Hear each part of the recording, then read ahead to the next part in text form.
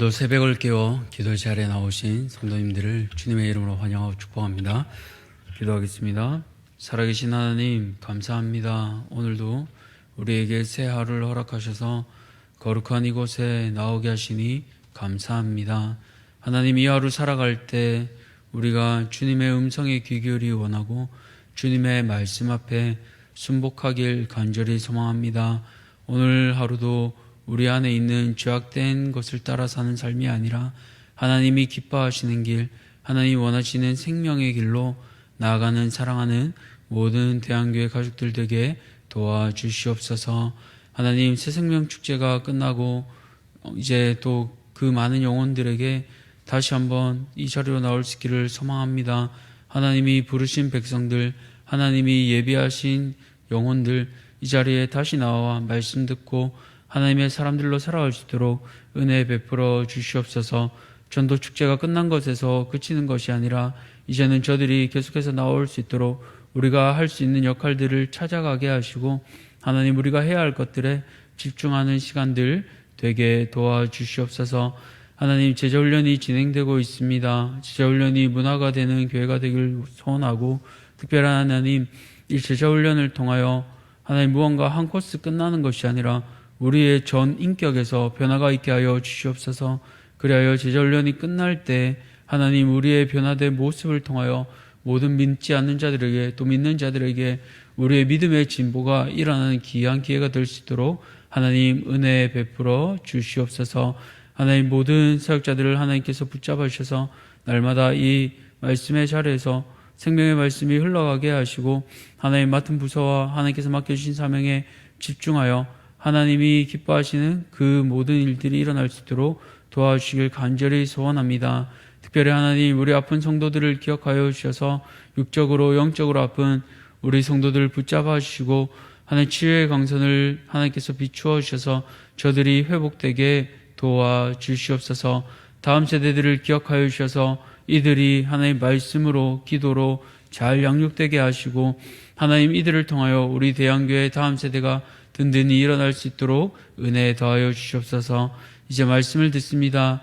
주께서 주시는 말씀에 귀 기울이게 하시고 우리가 이 말씀 앞에 온전히 순종하는 하나님 그 놀라운 역사가 일어나게 도와주시옵소서. 감사드리며 살아계신 우리 구주 예수 그리스도 이름으로 기도드렸습니다. 아멘. 오늘 하나님께서 우리에게 주시는 말씀은 갈라디아서 4장 8절에서 20절까지 말씀, 갈라디아서 4장 8절에서 20절까지 말씀, 신약성경 307쪽입니다. 갈라디아서 4장 8절에서 20절까지 말씀, 우리 다 찾으셨으면 함께 교독하겠습니다. 그러나 너희가 그때는 하나님을 알지 못하여 본질상 하나님이 아닌 자들에게 종노릇하였더니 이제는 너희가 하나님을 알 뿐 아니라 더욱이 하나님이 아신 바 되었거늘 어찌하여 다시 약하고 천박한 초등학문으로 돌아가서 다시 그들에게 종노릇하려 하느냐. 너희가 날과 달과 절기와 해를 삼가 지키니 내가 너희를 위하여 수고한 것이 헛될까 두려워하노라. 형제들아, 내가 너희와 같이 되었은즉 너희도 나와 같이 되기를 구하노라. 너희가 내게 해롭게 하지 아니하였느니라. 내가 처음에 육체의 약함으로 말미암아 너희에게 복음을 전한 것을 너희가 아는 바라. 너희를 시험하는 것이 내 육체에 있으되 이것을 너희가 없인 여기지도 아니하며 버리지도 아니하고 오직 나를 하나님의 천사와 같이 또는 그리스도 예수와 같이 영접하였도다. 너희의 복이 지금 어디 있느냐. 내가 너희에게 증언하노니 너희가 할 수만 있었더라면 너희의 눈이라도 빼어 나에게 주었으리라. 그런즉 내가 너희에게 참된 말을 함으로 원수가 되었느냐.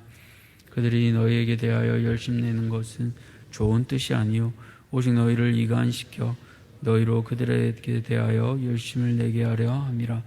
좋은 일에 대하여 열심으로 사모함을 받음은 내가 너희를 대하였을 때뿐 아니라 언제든지 좋으니라.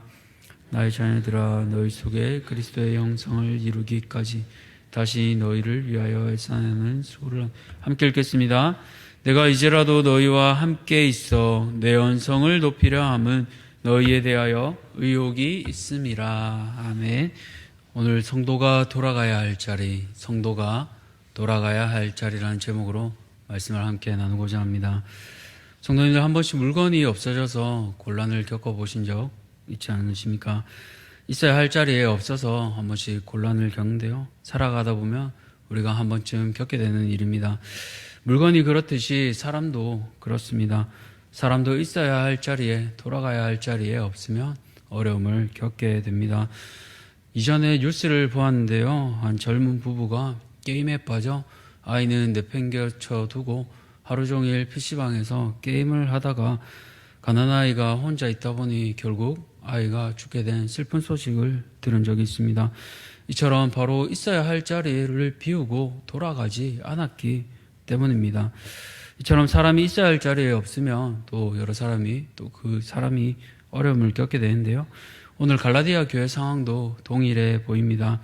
이들은 있어야 할 자리를 벗어나 다른 자리에 가 있었습니다. 그렇기에 바울은 오늘 펜을 들어 편지를 통해 이들에게 돌아올 것을 촉구하고 있습니다. 그렇다면 오늘 말씀을 통해 우리는 제자리에 있는지, 그렇지 않다면 돌아가야 할 자리가 어디인지 말씀을 통해 돌아보기를 소원합니다. 오늘 그렇다면 처음으로 성도가 돌아가야 할 자리는 어디일까요?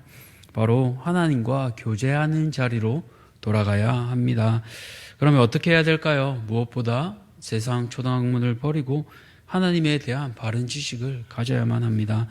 이렇게 한번 생각해 볼까요? 부잣집 도련님이 이제 재산을 물려받을 때가 되었습니다. 그런데 아버지에게 이렇게 선언합니다. 아버지, 저 이제는 재산 안 물려받고 양반으로 안 살고 그냥 종으로 살래요. 이 말 들으면 그 아버지 마음이 어떨까요? 내가 이놈을 어떻게 키웠는데 뭘 쓰려고 이러나 하면서 회초리 들어서라도 정신 차리게 하지 않을까요? 그 마음이 오늘 바울의 마음입니다. 4장 1절에서 7절까지 바울은 율법으로부터 해방을 얘기했고요, 신분적으로는 이제는 성령을 받아 종이 아니라 하나님의 아들이 되게 함을 선포했습니다. 그런데 유대 교사들로부터 유혹받은 이 갈라디아 성도들은 계속해서 이전으로 돌아가려고 합니다. 그래서 8절을 보니까요, 예전에 하나님을 모를 때, 그때에는 너희가 하나님을 알지 못하여 라고 합니다. 하나님을 모르니까요, 하나님이 아닌 자들, 바로 우상들에게 종노릇 했었습니다. 하나님을 모르기 전에는 그럴 수 있는데요, 그런데 9절을 보니까 이제는 너희가 하나님을 알 뿐 아니라 하나님이 아신 바 되었거늘이라고 말하고 있습니다. 예전에 갈라디아 성도들을 얽매던 것에서 자유롭게 되었고, 무엇보다 이들이 하나님을 알게 되었습니다. 그런데 바울이 뒤이어 하나님도 아신 바 되었거늘이라고 한 줄 더 붙이고 있습니다. 생각해보면 굳이 더 붙이지 않아도 되는데요, 왜 이렇게 붙였을까요? 바울은 바로 갈라디아 성도들이 자신들의 공로나 힘으로 하나님을 알게 된 것이 아님을 강조하기 위해 여기 이렇게 한 번 더 일침을 놓고 있습니다. 너희가 하나님을 알게 된 것은 너희가 아니라 하나님이 하신 거야. 하나님께서 먼저 너희를 알아주셨어 라고 강조하고 있는 겁니다. 그러면 어떻게 해야 됩니까? 율법으로 더 애쓰려고 해야 할까요? 아니면 주신 은혜를 누리며 살아가야 할까요? 당연히 주신 은혜를 누리면서 살아가야 하겠지요. 그런데 갈라디아 성도들은 은혜를 누리기보다 다시 이전으로 돌아가려고 하는 겁니다. 원문을 보니까요, 이 돌아간다라는 동사를 쓰는 거는 원래 우상에서 하나님께로 회심할 때 씁니다. 그래서 데살로니가 1장 9절을 보시면 너희가 어떻게 우상을 버리고 하나님께로 돌아와서 살아계시고 참되신 하나님을 섬기는지와 라고 이렇게 표현합니다. 우상을 버리고 하나님께로 돌아왔는데 역설적이게도 갈라디아 성도들은 다시 반대로 하나님에게서 다시 세상의 원리로 돌아가려고 하는 겁니다.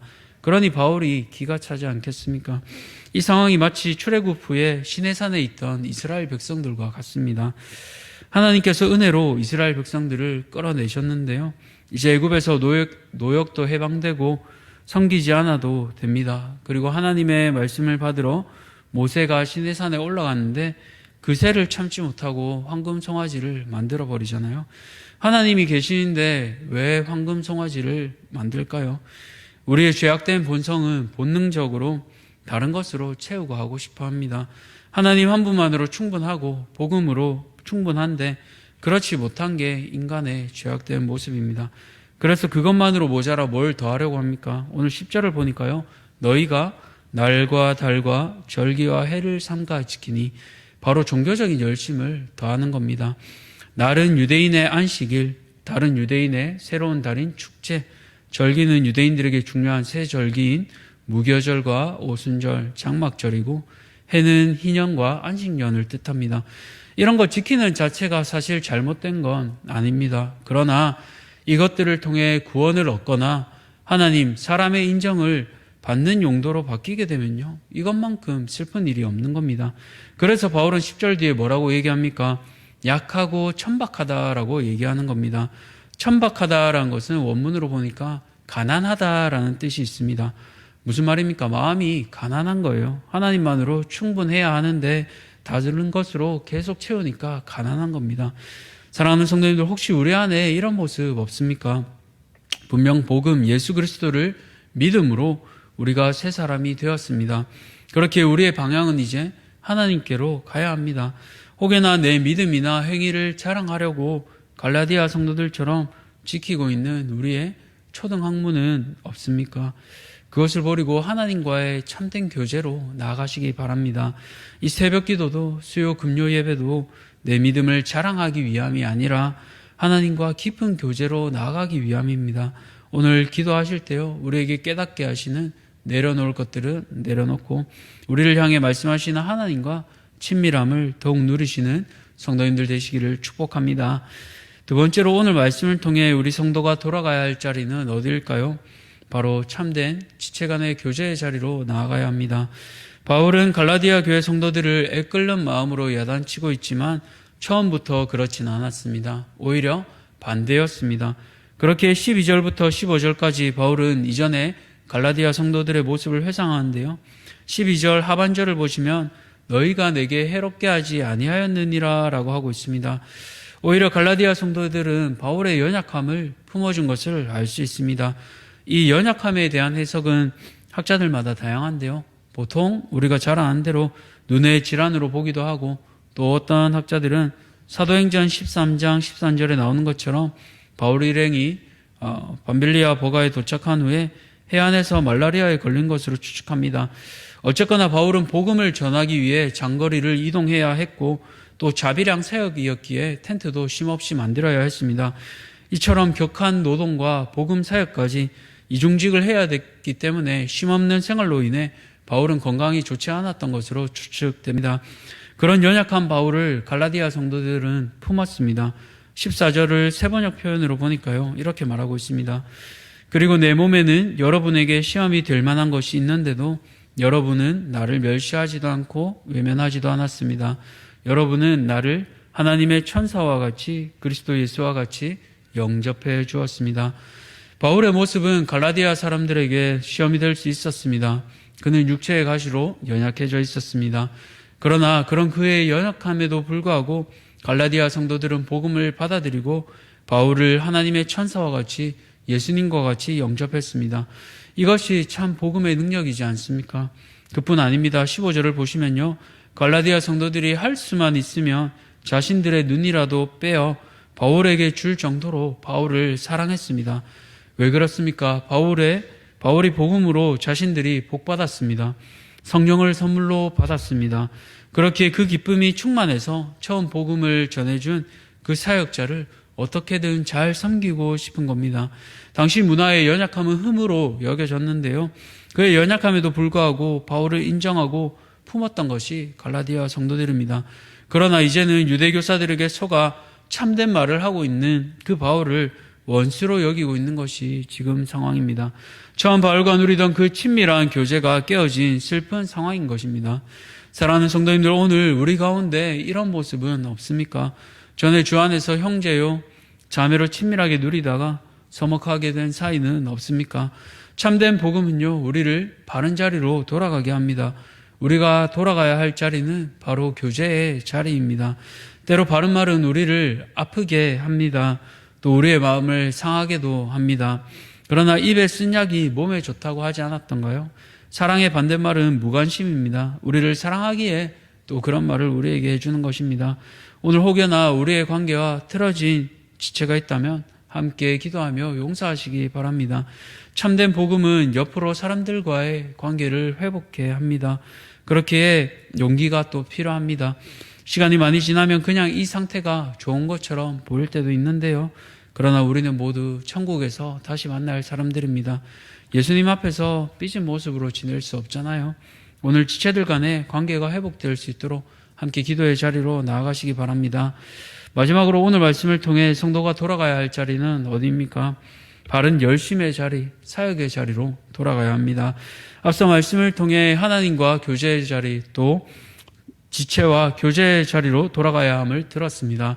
그리고 마지막은 바른 열심의 자리가 되어야 합니다. 성도님들, 열심은 좋은 것일까요? 아니면 나쁜 것일까요? 정답은 좋을 수도 있고 나쁠 수도 있습니다. 방향이 어디로 향하는가에 따라서 그렇게 되는데요. 선한 방향이면 열심은 가속력을 내서 달려가는데 도움을 줍니다. 그러나 잘못된 방향으로 열심을 낸다면 있어야 할 자리에서 더 멀리 가기 때문에 위험하게 됩니다. 이처럼 갈라디아 교회 성도들은 잘못된 방향으로 열심 내게 되었는데요. 그 이유는 유대교사들이 갈라디아 교회 성도들을 이간질시키고 자신들을 위해 이용했기 때문입니다. 17절을 보시면요. 그들이 너희에게 대하여 열심 내는 것은 좋은 뜻이 아니요 오직 너희를 이간시켜 너희로 그들에게 대하여 열심을 내게 하려 함이라 라고 기록합니다. 열심이 있었지만 갈라디아 교회 성도들은 미혹되어 참 복음을 가르쳐준 바울과 원수가 되었습니다.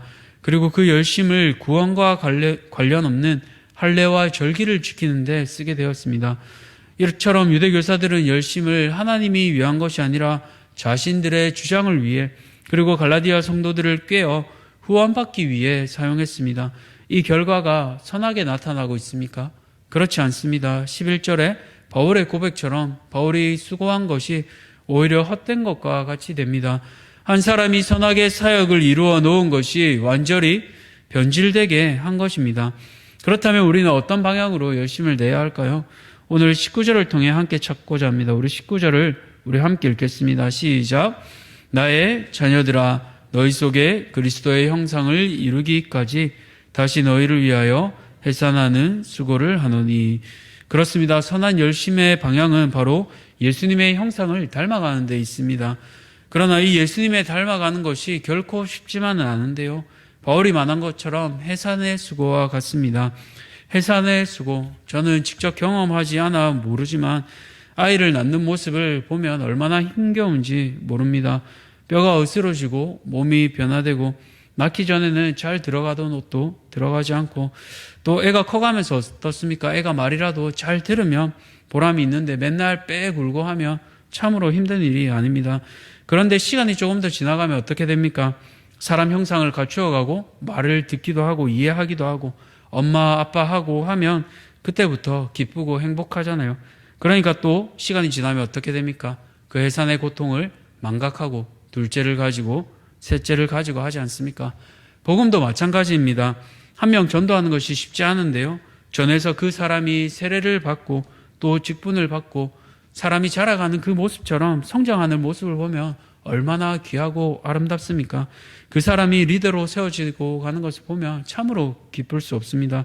그런데 그 과정들이 순탄하기만 합니까? 그렇지 않습니다. 해산의 고통처럼요. 아프고 때로는 어르고 달래고 교회 안 나오겠다고 또 하고 시험 쳤다가 그럼 어떻습니까? 나도 막 그냥 시험 치고 끝내고 싶고, 그럼에도 불구하고 나를 사랑하시는 그 예수님의 사랑 때문에 오늘 우리가 힘겨워도 이 자리에 있지 않습니까? 사랑하는 성도님들, 오늘 그 사랑을 기억하면서요, 섬김의 자리, 또 예수님의 형상을 닮아가시는 성도님들 되시기를 축복합니다. 교사, 구역장 그만두고 싶어도 내게 맡기신 영혼, 그들이 예수님을 닮아갈 때까지 품고 성령의 능력으로 선한 열심을 품고 사역의 자리로 달려가는 성도님들 되시기를 축복합니다. 말씀을 맺겠습니다. 오늘 우리는 교제의 자리로 돌아가야 합니다. 위로 하나님과의 교제가 회복되고 옆으로 사람들과의 교제가 회복되어야 합니다.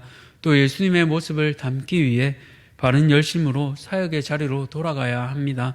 오늘 십자가의 교제가 또 예수님의 모습을 닮아가는 그 열심으로 이 하루를 승리하며 살아가는 모든 성도님들 되시기를 주님의 이름으로 축복합니다. 기도하겠습니다. 살아계신 하나님 감사합니다. 때로 우리가 자리를 벗어나 우리의 자리에 있지 않고 다른 자리로 나갈 때도 있습니다. 그러나 하나님, 우리를 부르신 그 하나님의 뜻을 기억하며 위로 하나님과의 교제가 회복되게 하시고 옆으로 지체들과의 교제가 회복되게 하셔서 십자가의 교제가 온전히 이루어지게 하여 주시옵소서. 또 우리가 아무리 열심을 내어도 선한 방향으로 나아가지 않으면 무슨 유익이 있겠습니까?